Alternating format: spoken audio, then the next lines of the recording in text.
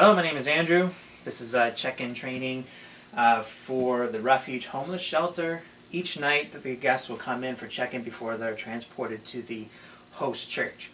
And they'll come in and they'll sign in, and they'll wait for a volunteer to come and check them in. And the check-in process involves both a breathalyzer and a pat-down, and also a search of their belongings.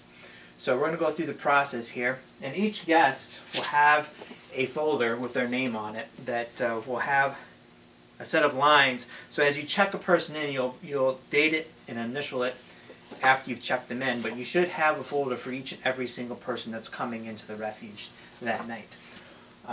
They'll sign up, and then you'll call them by name in the order that they sign the paper in, so that there's no fighting and no worries about who's going to be checked in first. So when you check in somebody, you'll just call them by name. My guest today is Tabitha. Now, usually, and every time actually, males will check in males, females will check in females, but for the sake of the training, I have my wife as a volunteer, so I don't have a male volunteer right now. So as they come in, you'll ask them to take out their outer clothing, usually their jackets. So you take out the jacket, and they empty their pockets, and while they're doing that, you can be putting on gloves. And you can talk to them. Hi, how are you? I'm good. How was your day today? All right. Swell. It's a cold one today. Yes, it was. So before you do the pat down or any kind of searching, you want to do breathalyzer. And that is this gizmo here. And as you see on here, we have two buttons. We have the set button and the read button. It has to be, the set button has to be pressed before you utilize it. And then you have these breathalyzer tubes, and you want to open them carefully. Careful not to touch it with your hands. And pop it on. There's a little hole on the breathalyzer, and you pop it onto this little cap there. Slip it off just so. And you would want the guest to breathe into the tube for 3 seconds. And after 3 seconds, you push the read button. It reads the numbers, so you ask the guest to stop breathing or stop blowing, and it should all read all zeros. If there's any numbers on here, that means the guest cannot stay that night. So we'll go through the process here. I'll set the button to set. I will turn it so that the guest is not blowing in my face. And ask the guest, take a deep breath and blow into the breathalyzer until I tell you to stop.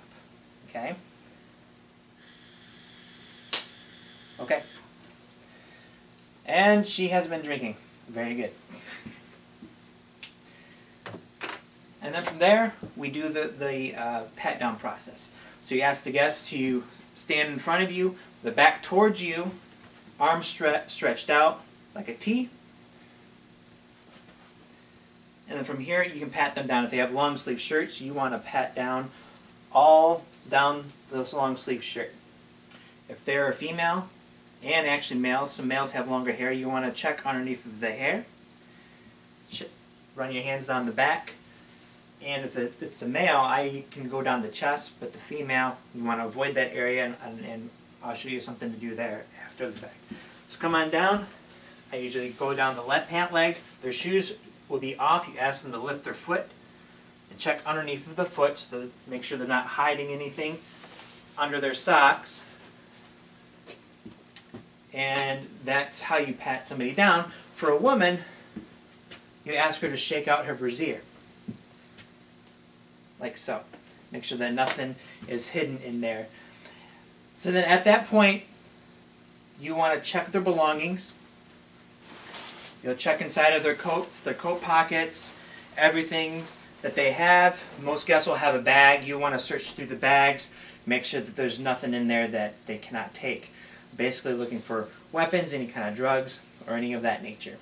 If they have tobacco, we collect the tobacco, put it inside a Ziploc bag with their name on it, their cigarettes and their lighters, and that is put into the cigarette bag.